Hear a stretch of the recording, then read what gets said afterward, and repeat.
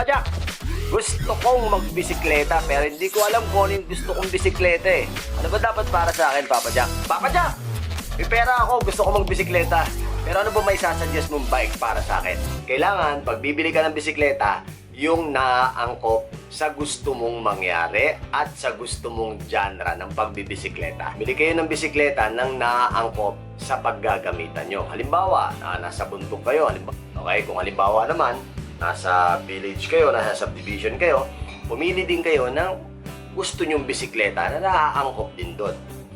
Gusto nyo medyo matulin, gusto nyo medyo high speed talaga, tapos gusto nyo medyo parang racing, gamit kayo ng road bike. Pero kung gusto nyo naman, pwede kayo sa road, at the same time, pwede kayo ng konti sa medyo rocky, medyo muddy, gamitin nyo itong gravel bike. Magkaiba sila ng tires na ginagamit sa road bike tsaka sa gravel bike.